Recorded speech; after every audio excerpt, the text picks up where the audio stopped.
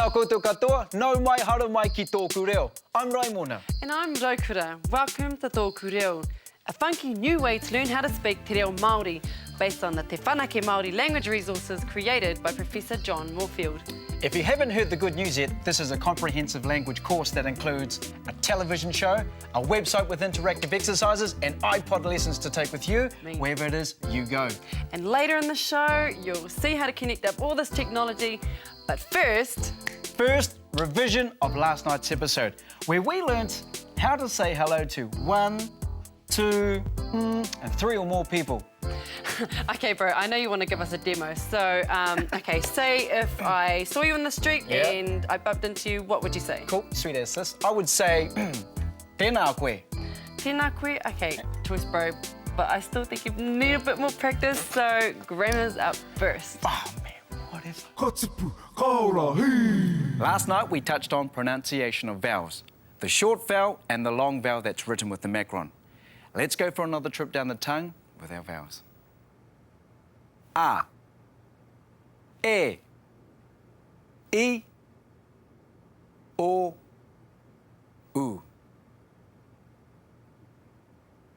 A, E, I, O, U.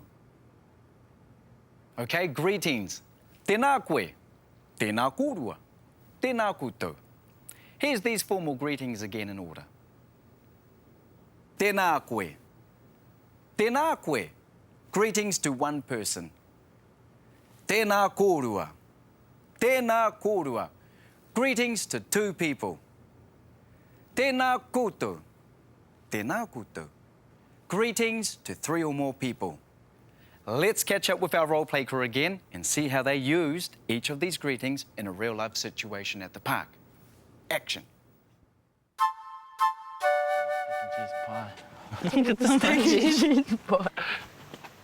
Tēnā koe. Tēnā koe, Mahina. How's things? Awesome. We're just going to the movies. This is my friend, Rangi. Tēnā koe, Rangi. Tēnā koe. Check this out, bro. It's my new ride.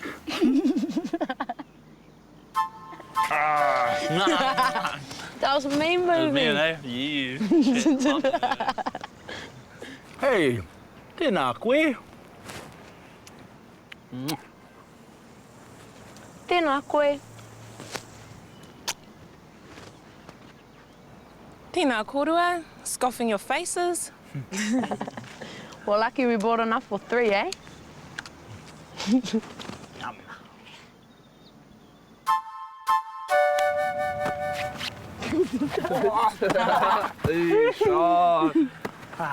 Hey, tēnā koe. Tēnā koe. Tēnā koe. Tēnā koutou.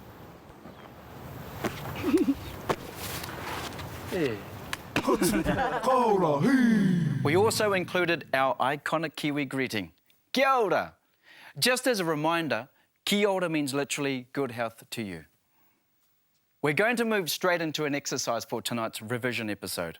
We'll make this next activity a regular part of your tōku reo diet because it's all about learning how to listen to the language. You'll need this skill shortly to start conversing with other people in Māori. So how does it work? We're about to play you a clip of some native speakers speaking in 100% te reo Māori. Oh, yikes, you reckon? But don't freak out. Your challenge is to try and pick out the greetings we've learnt to date amongst the conversation. That's it. That's all. Don't worry about any other words. Just listen for those greetings and think about it. Once you've done this exercise, you'll be able to say that you have listened to a 100% te reo Māori conversation with a native speaker and understood part of that conversation. That's a huge milestone and an important step on the path of fluency. Okay, here we go. See if you can pick out tēnā koe, tēnā kōrua, and tēnā koutou. Te ahua rā te ngā kupu mihi runga i wa tātou marae. E rongo tēnei e tahi e mea nei, tēnā koe, tēnā kourua, tēnā koutou. Ai, huria tuna ki te katoa, ne, mo te kia koutou. Ai, kia kourua rā, e mōhio ana koe, e tokorua ngā mea noho maira.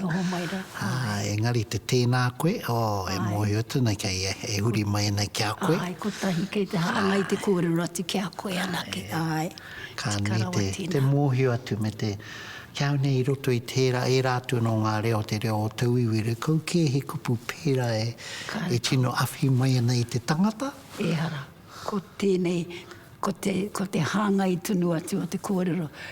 Ko tahi ki te tai, ko tahi ki te tai ne, hanga i tunu te kōrero. Ko tahi ki te tokorua, tēnā kōrua. Ko tahi ki te whānau katoa, tēnā koutou katoa. E kōrero atu, i ki te rā tātou i te marae a hau nei a koe.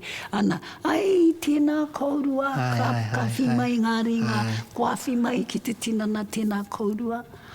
Ana e ki nā koe, tēnā koutou ka titiro atu ki te marae whānui, ana ko kōrero atu ki te iwi whānui. Tēnā koutou katoa ana, ko te iwi katoa tērā e karangai atira. Tēnā koutou katoa. Tikana. And now we'll play it again. This time, when one of our greetings is used, you'll see the screen flash. Listen carefully. Te ahua rā ngā kupu mihi runga i wa tātou marae. E rongo tēnei e tahi e mea nei, tēnā koe, tēnā kourua, tēnā koutou. Ai, huria tuna ki te katoa, ne, mo te kia koutou. Ai, kia kourua rā, e mōhio ana koe, e tokorua ngā mea noho maira. Engari te tēnā koe, e mōhio tuna kei e huri mai ana kia koe. Ai, ko tahi kei te hanga i te kōrero atu kia koe anake. Ai, ka ni te mōhio atu me te kia nei roto i tērā e rātu no ngā reo te reo o tauiwere. Kau ke he kupu pērā e tino awhi mai ana i te tangata. E hara, ko tēnei, ko te hanga i tunu atu o te kōrero. Ko tahi ki te tai, ko tahi ki te tai ne, hanga i tunu te kōrero. Ko tahi ki te tokorua, tēnā kōrua. Ko tahi ki te whānau katoa, tēnā koutou katoa. E kōrero atu, i ki te rā tātou i te marae a hau nei a koe. Ana, ai, tēnā kōrua, ka whimai ngā ringa, kua whimai ki te tinana tēnā kōrua. Ana e ki nā koe, tēnā koutou ka titiro atu ki te marae whānui, ana ko kōrero atu ki te iwi whānui. Tēnā koutou katoa ana, ko te iwi katoa tērā e karangai atira. Tēnā koutou katoa. Tikana. Congratulations, you did it. As the series goes on, these 100% Te Reo Māori conversations will get easier to understand, and then fluency is just a matter of time. But after the break, we've got our top 10 words. Before that, though, our dialect lesson for the week. Kia ora rā! Te kupu nei kourua. When I first came across the difference, I put it this way, I learned Māori with my grandparents, and the spelling of it, I didn't know anything about spelling until I came to college, Hato Petera. And then I noticed the difference only when I saw the spelling. And it's mainly from people from Te Arawa, who I really picked it up from. They were saying Kōrua, K-O-R-U-A. And I was saying Kōrua. But as I was just explaining, it's the same as koutou, K-O-U-T-O-U, and Kōrua is, one on, there's three or more, and Kōrua is the two of you. But it is very common among our people up in Hokianga on our marae. That was the common term, Kōrua, K-O-U. And it's spelt that way whenever I was looking at some of my old people's writings.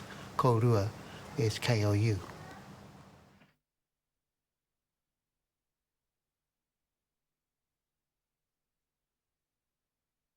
Katipu, kaora, hei! Katipu, kaora, hei! To reinforce what you're learning on Tōku Reo at home, visit our website at www.tokureo.maori.nz. On the homepage, you'll find a link to episodes. Find the episode you'd like to swat up on and click it. Here you'll find a summary of what's in that episode as well as a list of interactive exercises down the right-hand side. Here's an example. Back at the homepage, you'll also find links to the other Te Whanake resources, more exercises, a forum for Tōku Reo viewers, and a free online Māori dictionary. Have fun, kia ora! Ka tipu, ka ora, hei! Kia ora. In the last episode, we covered our first 10 Māori words. Today we'll tackle some new exercises to help you retain those words. Firstly though, let's take another look through our top 10. You'll hear the word pronounced first, followed by the written form. Number 10, kai, food or meal, kai. Whare, house or building, whare. Rā, sun or day, rā. Kaumātua, elder, kaumātua. Pō, night or darkness, pō. Tōku means my, referring to one item, tōku. Reo refers to language, voice or dialect, reo. Koe, you've already seen this in the greetings we learnt today. Koe means you, one person. Korua, you, two people, korua. Koutou, you, three or more people, koutou. Let's do it again. This time we're going to add a visual aid. After this exercise, we'll be listening in to another 100% Te Reo Māori conversation. So, learn these words. Kai, food or meal, kai.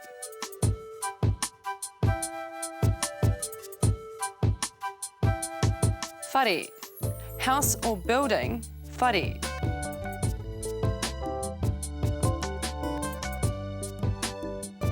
Rā, sun or day, rā.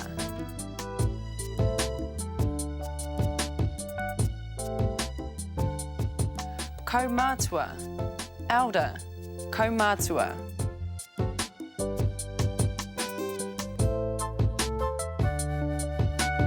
Pō, night or darkness, pō. Tōku means my, referring to one item, tōku. Reo refers to language, voice or dialect, reo.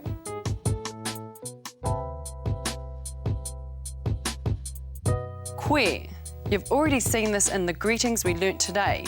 Koe means you, one person. Korua, you, two people, korua.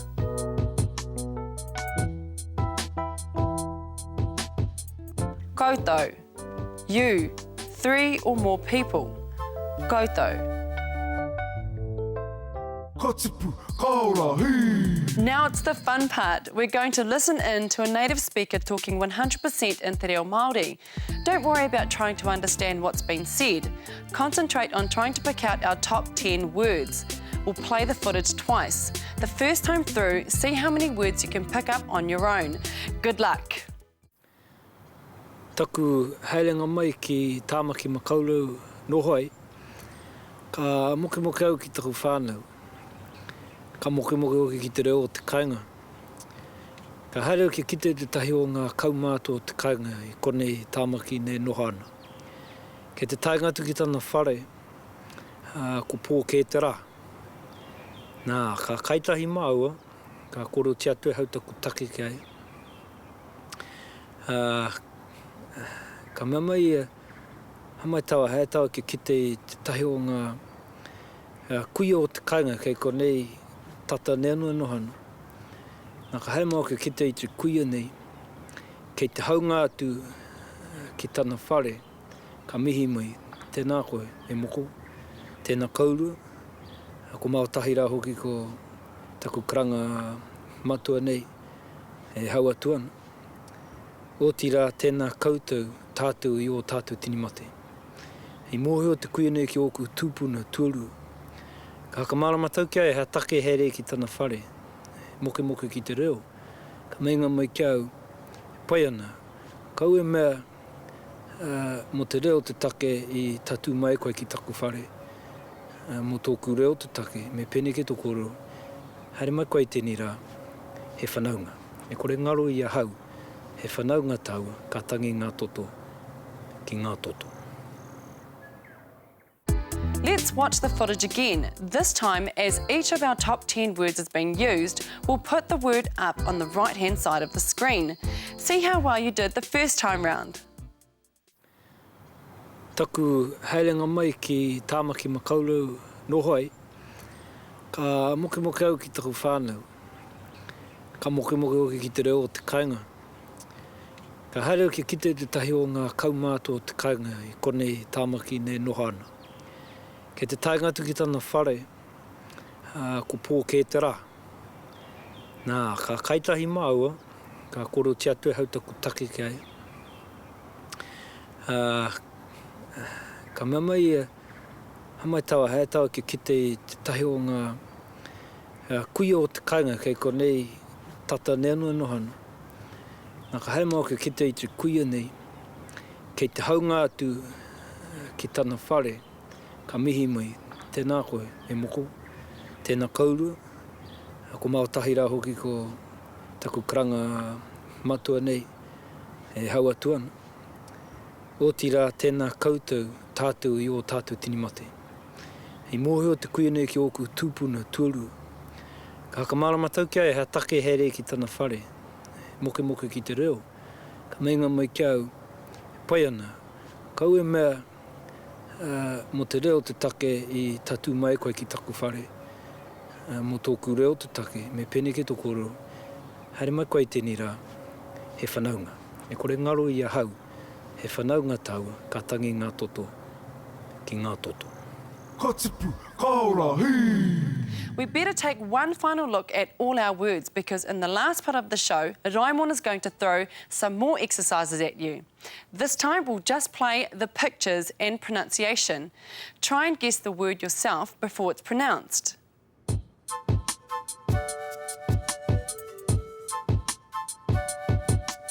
Kai, food or meal, kai.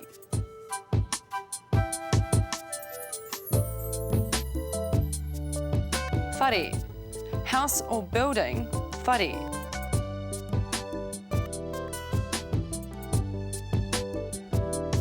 Rā, sun or day, rā.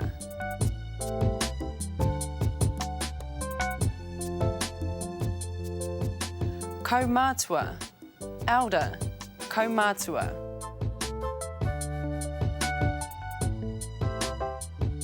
Pō, night or darkness, pō.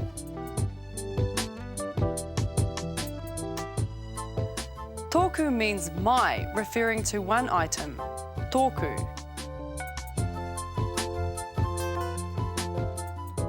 Reo refers to language, voice or dialect, reo. Koe, you've already seen this in the greetings we learnt today. Koe means you, one person.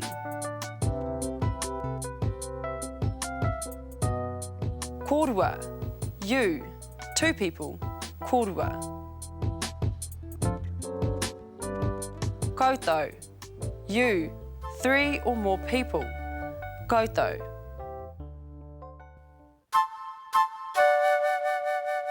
Our new word for this week is taken from the playground, tarere or swing.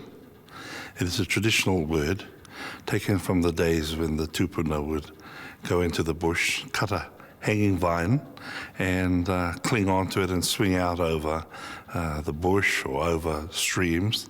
So we've taken that traditional word and want it to be used today as a swing, tarere.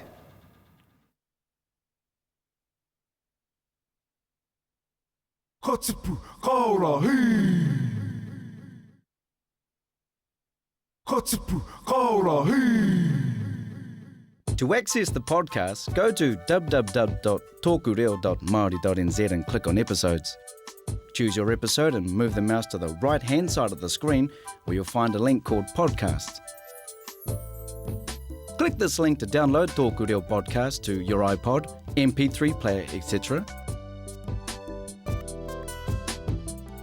With video, audio and exercises, you can brush up on your te reo Māori skills anywhere, anytime, 24/7. Kia kaha. Ka tipu, ka ora, hei! Kia ora, welcome back to Tōku Reo. We're in the last part of the show where we get to make you sweat. Just a little. Ooh, sweet, tough rider. It's time to see how much you've picked up, and remember, if there's anything that you can't remember or haven't got the hang of, you can catch up on the website. Because each episode is designed to build on the previous one, it's a good idea to learn the material thoroughly. So to help you do just that, here's your first test. We'll put 4 pictures on the screen, and then you'll hear one of our 4 greetings. Tēnā koe, tēnā kōrua, tēnā koutou, and kia ora. Try and select the correct picture for that greeting. Here's an example. Tēnā kōrua.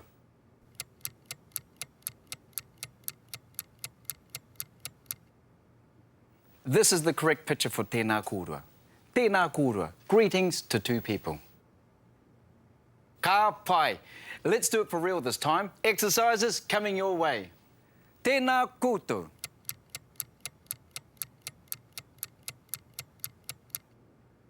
Tēnā koutou.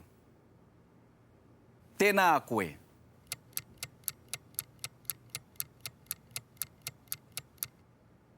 Tēnā koe. Kia ora kōrua.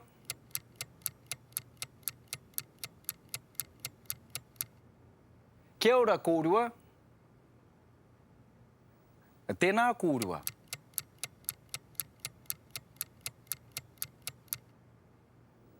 Tēnā kōrua.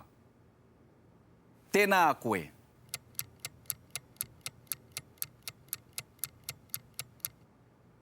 Tēnā koe.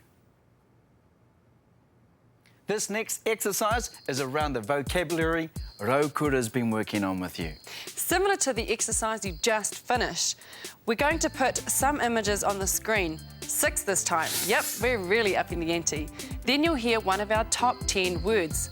Your job is to select the right picture for that word. By now, I'm sure this is going to be a breeze. Rā.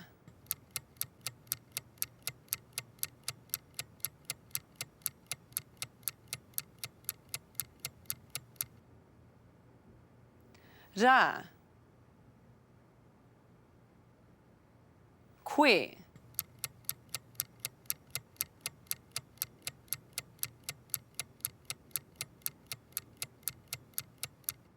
Koe. Reo.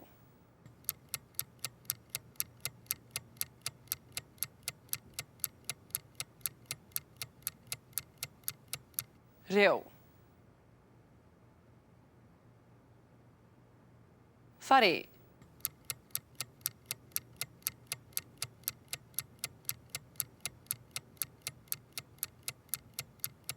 Whare.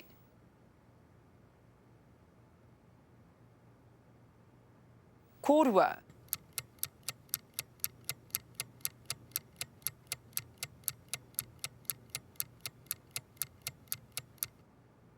Kōrua.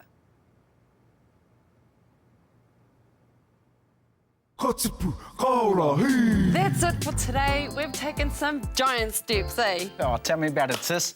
You now know the most common greetings as well as 10 new words like the back of your ringa-ringa. Okay, it's a new word for another episode, don't worry.